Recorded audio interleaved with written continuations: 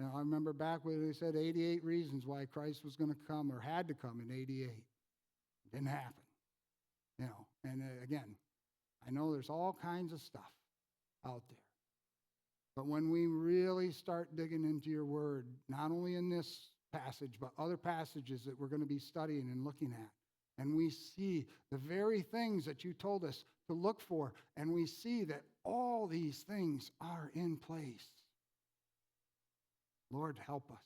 Wake us up, because we may not even have the opportunity for the next session. So, if we're not ready, let's make sure we are even now. I thank you again for this opportunity. And we're looking forward to what you have yet to share with us. In Jesus' name, amen. Particular passage or passages or chapters and whatever. It's out of Daniel 2. It's also from Daniel 7.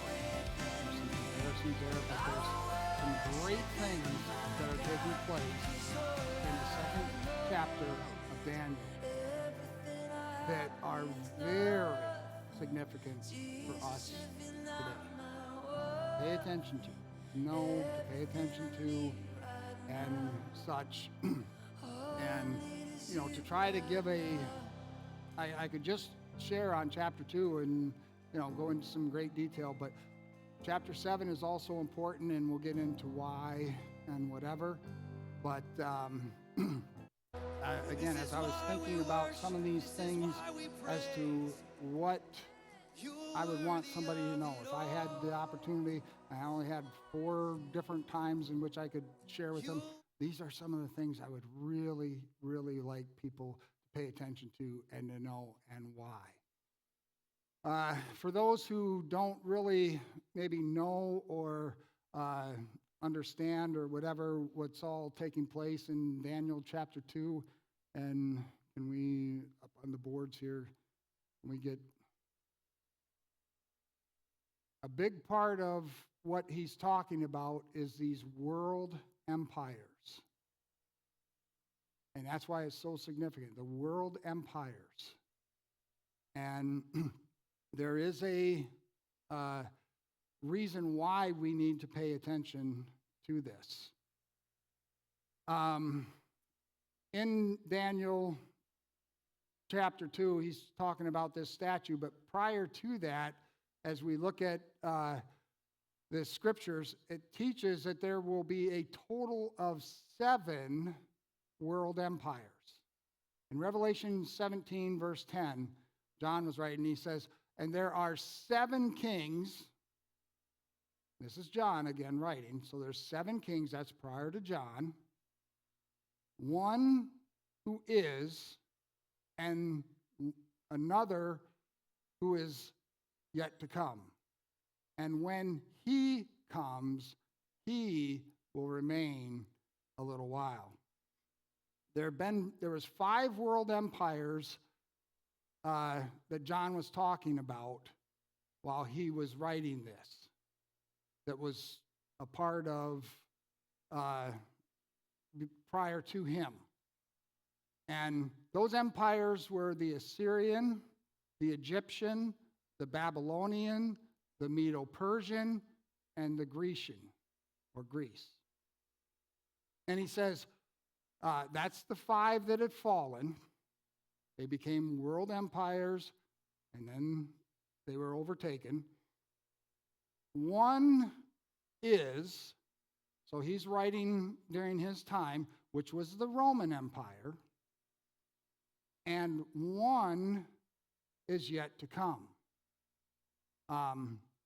And so there's only 7 throughout the entire history of mankind.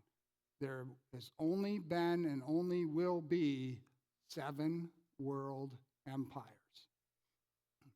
5, again, had already taken place where John was writing. 1 is what he was a part of, the Roman Empire, and 1 is yet to come. And that 1 that is yet to come is going to be referred to and we'll get into why, but it's part of a revised Roman Empire. And, but with this statue, as we get into it, the statue with Daniel, with Nebuchadnezzar, he had this dream and such, and, he didn't know what it was and such, and so he called in these people that's supposed to have all these powers and abilities to tell him, what the dream was, and then to interpret it. And they didn't have any clue about what, they were famous for when somebody would come to them and want them to explain things, they would say it in such a broad sense that no matter what happened, okay, see, we were right. Well, when Nebuchadnezzar says, I had this dream and I really need to know what it is, you tell me what the dream was because I can't remember it. And then you tell me the interpretation. Don't just tell me the interpretation. You tell me what the dream was first, then the interpretation. Then I will know that you are who you say you are and have the ability that you say you have. And they're like, they kept, arguing back and forth. Nobody's ever asked that, whatever. You tell us the dream and we'll tell you the interpretation. No. You tell me both. And he says, or you'll die. And so they were like, and they couldn't. And finally they got to the place where they couldn't, drag it on anymore. And they said, basically, sorry, King, we can't do that. And he says, okay, and he started killing them. Well, Daniel, we don't know where he was and whatever, because he was a part of the ones that the king would bring in to explain different things. And all of a sudden he comes and he hears about this and he says, tell him to stop killing these people. I will tell the king what the dream was, and then I will give him the interpretation. I can't do it, but God can. And so he got his buddies to come together, and they had like this prayer meeting type thing, and he's like, we got to pray. And we got to pray and trust and believe that God is going to do this. And so, sure enough, as they were praying, God gave him what the dream was, and he gave him the interpretation for the dream. And so, as he gets into sharing with Nebuchadnezzar what this dream was, what his dream was first, and then he'll give him the interpretation. In Daniel chapter 2, he starts with the Babylonian Empire, because it was Nebuchadnezzar. He was the king in charge of the Babylonian Empire. This was the third world empire, but he was the one that was in charge of this empire. So they're starting, God gave him this understanding, and it started with him, with this statue and such. And so in Daniel 2, starting at verse 31, he says, you, O king, were looking, and behold, there was a single great statue. That statue, which was large and extraordinarily splendor, and of extraordinary splendor, was standing in front of you, and its appearance was awesome. The head of the statue was made of fine gold, its breast and its arms of silver, its belly and its thighs of bronze, its legs of iron, its feet partly of iron and partly of clay. So he was telling them, and in detail, this, and God had to have given Nebuchadnezzar the assurance that yes, this was the case, because really, you could say anything. If he didn't remember it, he'd be like, oh, okay. But since, God gave him a sense of, yes, this is what you saw. And he remembered it as he was saying it and such. And so he started to break this down, this statue that he had seen. And so pay close attention as we go through these things. as to both the similarities and the differences as we compare Daniel chapter 2 and Daniel chapter 7. And we'll get into, why some of this is significant in both of these. King Nebuchadnezzar, again, he was the king of the Babylonian Empire. And in Daniel chapter 7 and verses 4 and 17, it talks about a lion that had eagle's wings. And goes on to describe this upper part here with the arms and the breast and such of this statue in Daniel chapter 2, verses 32 and 39. It says its breast and its arms were silver. And as you go over into Daniel chapter 7, verses 5 and 17, it talks about this bear, and it has these bones and ribs and such sticking out of its mouth.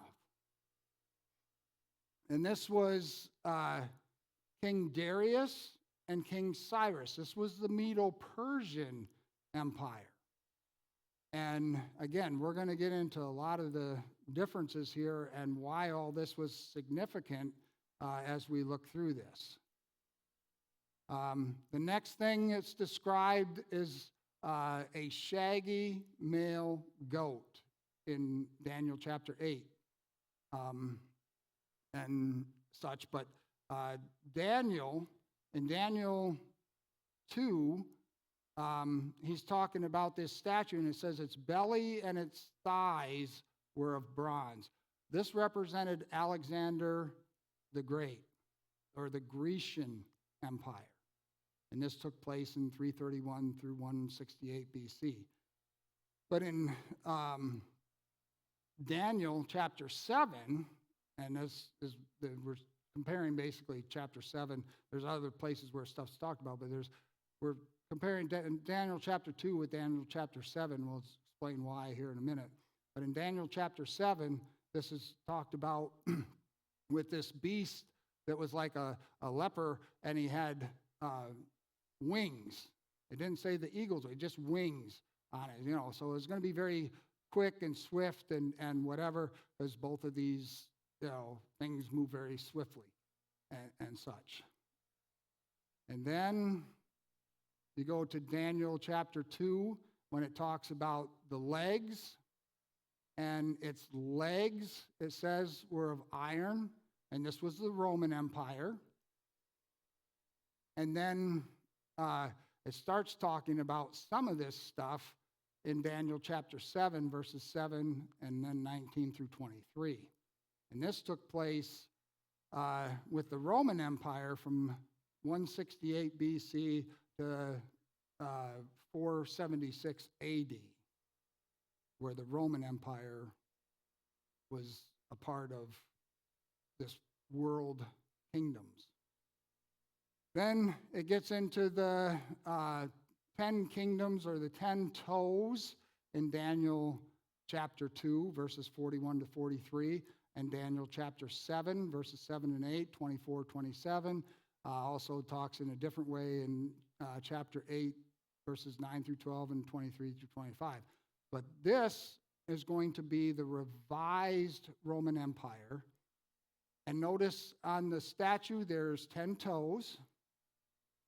And so there's going to be 10 kingdoms, and there's in the beast and such of Daniel chapter 7 that's described here, there's going to be 10 horns. And the first one, that's talking about the toes and such, they're both talking about the revised Roman Empire, but in different ways. And we'll explain. But this started with the 10 horns and such back in 1948. Anybody know what happened in 1948? Very good. Israel became a nation. And so this all started This whole process started back when Israel became a nation. They had to become a nation for a lot of the scripture to be fulfilled. It could not be fulfilled until Israel came back in as one of the players. And so this was the start of when some of these things were going to be taking place.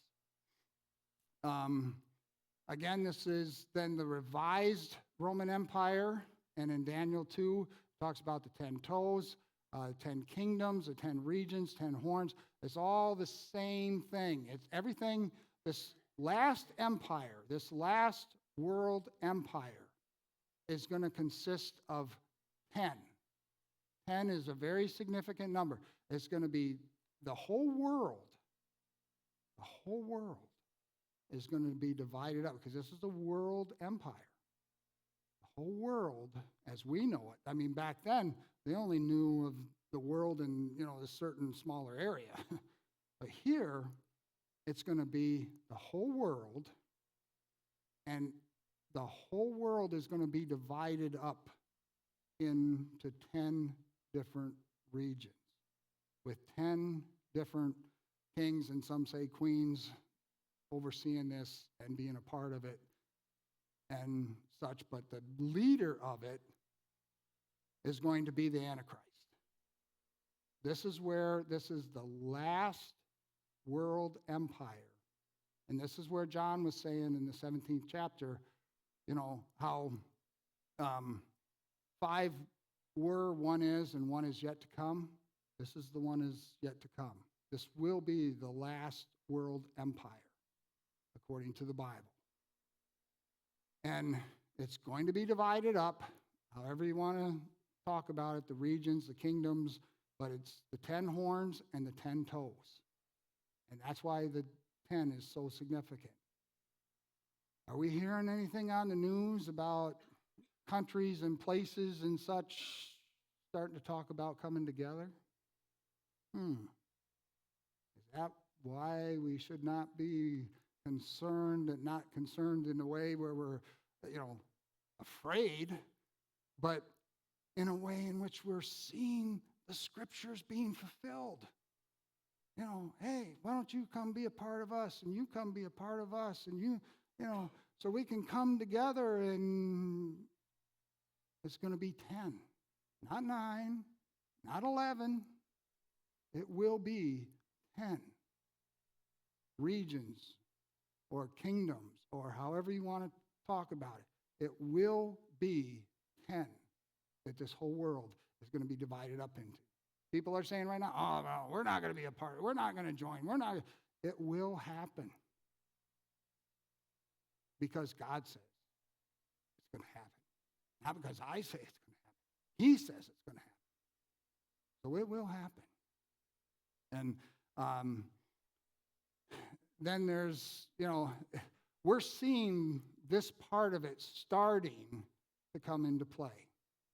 The 10 toes or the 10 horns and whatever, and then there'll be some other things happening after that with the Antichrist and, taking out, coming in and taking out 3 and whatever and becoming the other one and such, as you see in that picture up there.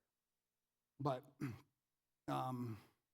this is why this is so important. We're seeing it. You don't see or hear about this. The reason I'm doing the Daniel 2, you don't read about this anywhere else. We're told about this only in the book of Daniel. And we know that it's a revised Roman Empire because of the things that it's talked about it's made up of, the iron and the clay. And since the Roman Empire was a part of the iron, we know that this is going to be a part of that as well, mixed with clay. So it's not going to be as strong. It's not going to last as long because you could see how long the Roman Empire was around. It says their time is going to be very limited and short. But it will be 10, and it will be a revised Roman Empire based on the things that the Scripture tells us. All right, I told you to pay close attention to Daniel chapter 2 and chapter 7, and for some similarities and some differences. What are some of the similarities and what are some of the differences? What were some of the similarities? Anybody? Of the Daniel chapter 2, where it talks about the statue, and Daniel chapter 7, where he talks about the beast. Anybody?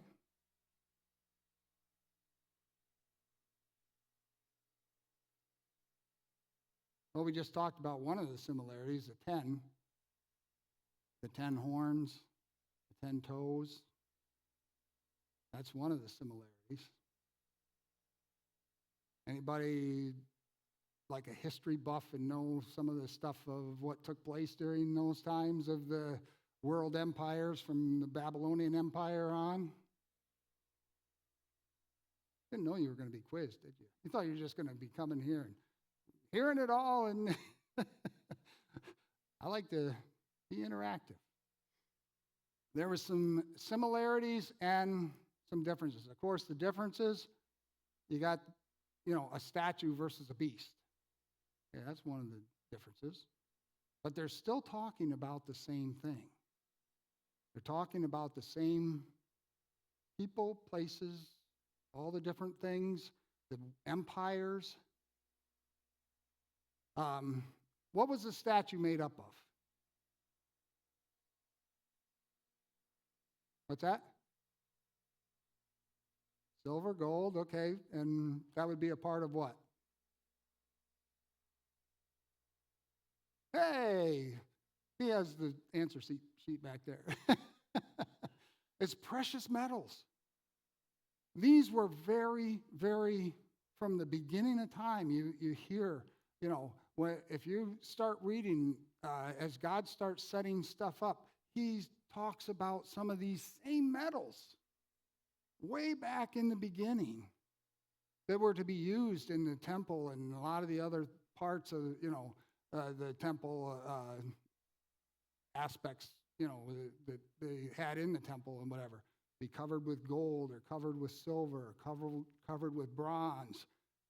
They were all considered very, very precious metals.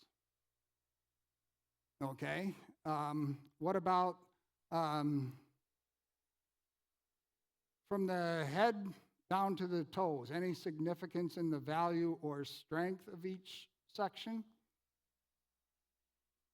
What was it? What was the significance of the value or strength? Yeah. 9 horns? Well, there was the aspect of the horns or the toes and such, but the value goes down. No, actually the strength increases. But very good. Very good. The value, gold was considered the top. That was the most precious. Okay? Then the silver. Then the bronze. Then the iron. Each one of them, while gold is the most precious, it's also the softest. It has the least amount of strength. Silver has more strength in it than gold. Bronze has more strength in it than silver. Iron, of course, has more strength in it than the bronze. And each of these, as they were laid out with the statue and such, and even with the beast and stuff that it talked about, okay, there was a difference there as well. Every one of them that they were talked about with, that wasn't the statue, but the beast part of it, played out exactly the way it was described. The difference between with the lion with the eagle's wings, okay, that what's the significance? Anybody kind of figure out what the significance of a lion with eagle's wings would be?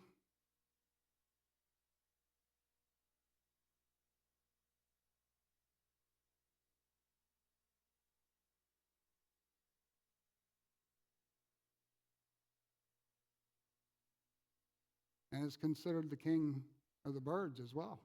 Right. This was the top. This was the top of the statue, the gold. This was talking about Nebuchadnezzar. And so as Daniel was explaining this dream of his, he was saying, Nebuchadnezzar, you're that top, you're that head of this statue. You're the gold. If you know anything about Nebuchadnezzar, whatever he said, he could change anything. Later on, people couldn't do this, but during his time, he could say to, his guards or whatever, I don't like the way that person looks, go kill him. And killed him. He didn't have to answer to anybody. Whatever he said, on their way, he could say, well, you know what, I changed my mind. Leave him alone. They'd leave him alone. He didn't have any kind of overseer. He was like the top dog. He was the king like the king of the animals, like the king of the birds. Nothing come against him. And then you go down to the silver, the Medo-Persian.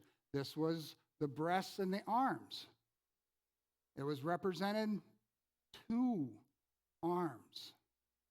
The Medo-Persian Empire. Then it gets down into the bronze. And that was the Grecian Empire, Alexander the Great.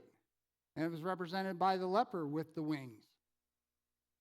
When he conquered very quickly. He almost got bored with stuff because it was, like too easy, for him type of a thing. And it was very, very swift. And that's what that was representing. The swiftness of this empire to come in. And when he conquered the Medos and the Persians there, he did it very quickly. The iron was representing the Roman Empire, as we said. And with the beast and whatever, it was the beast. It was, this great, great big beast that was represented there in Daniel 7, verse 7 and 19 through 23. There was this great and iron. It talks about the iron and the teeth and all these other things with this beast, how strong and massive it was going to be.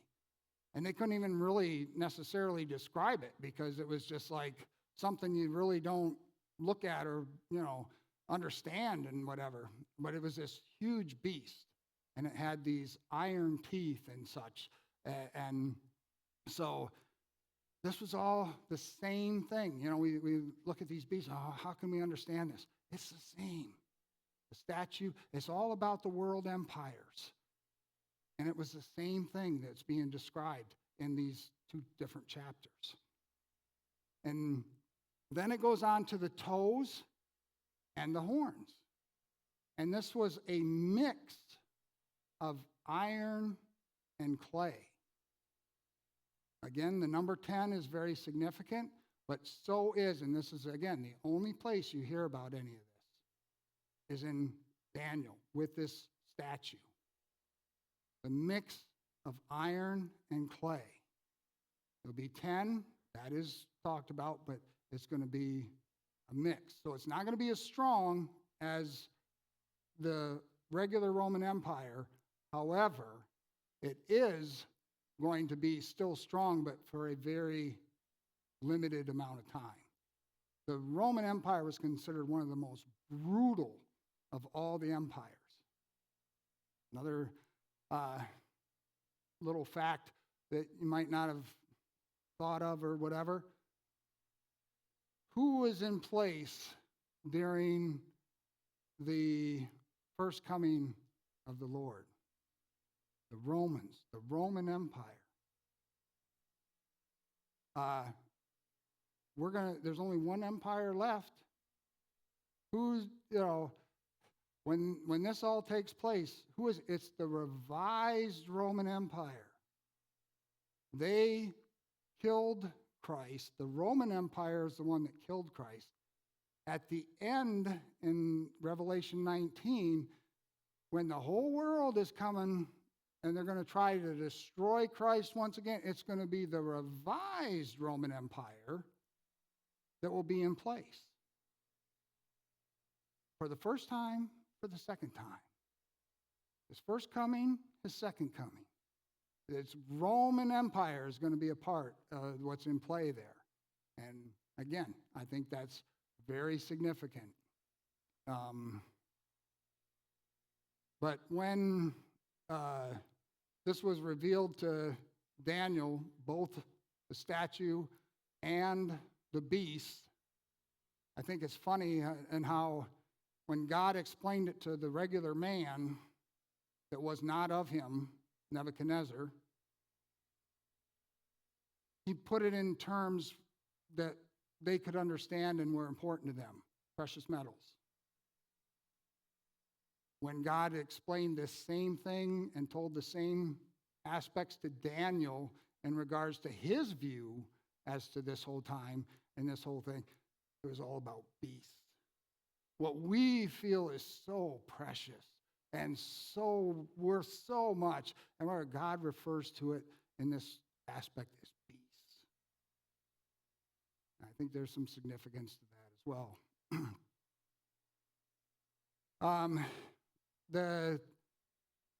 Again, back to Revelation 17, and it says about the 10 horns, the 10 kings, which have not yet received the kingdom.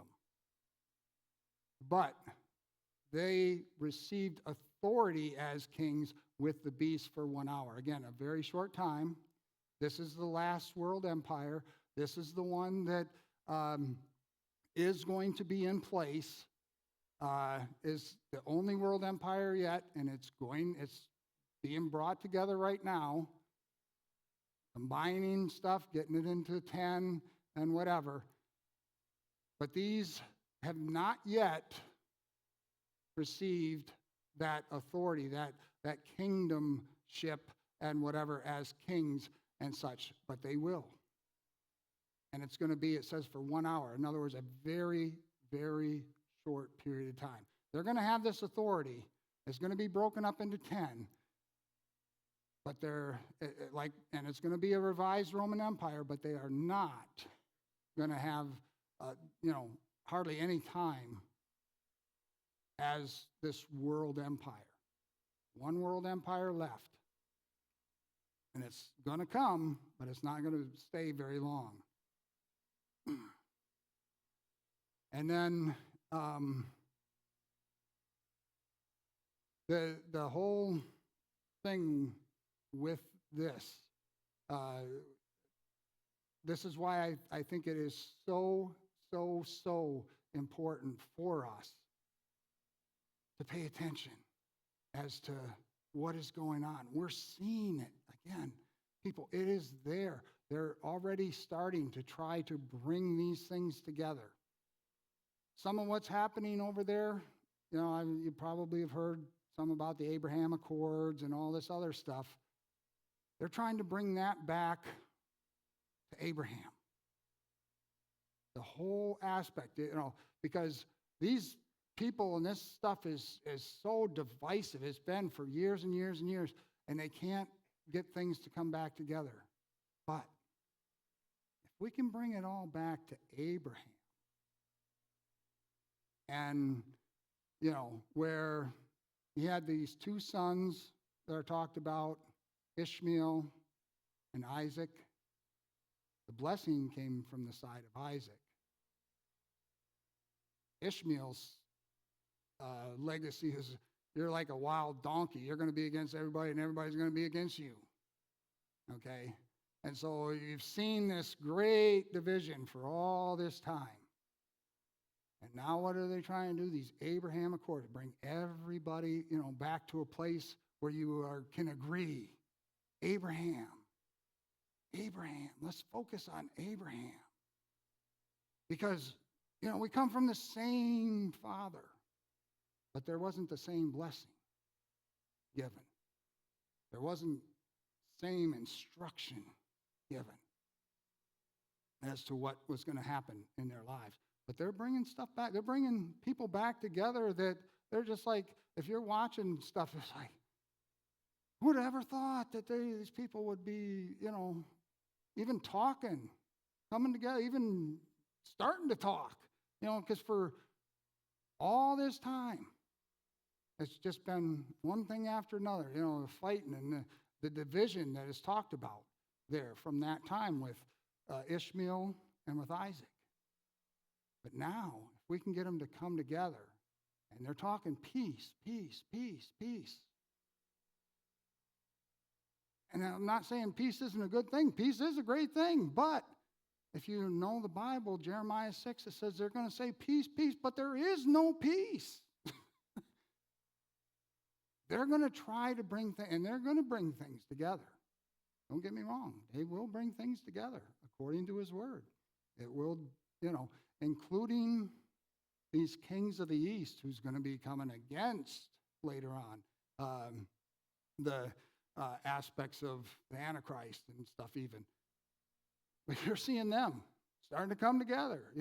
We have to establish this coalition with people and such. And it's like, man, there's just so many things that are happening that if we are paying attention to, this is what he says is going to be happening. This is what we need to pay attention to. This is how we will know when it's here, right at the door. You will know. Not you might know. We will know when that time is at hand, even at the door. And so, these are the things that we need to really, really pay attention to as to what's taking place. There's so much more, and we're going to get into Daniel 12, where part of that gets into AI stuff and everything else, which I'm telling you, we can't. I can't keep up. I'm seeing this stuff. I'm hearing this stuff.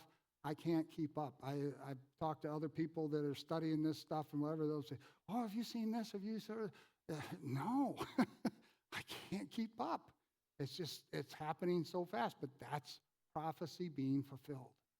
And this, these are the things that, as you see these things coming together, as we know that there's only one more world empire, as we know that there's only one more aspect of a 7-year peace treaty.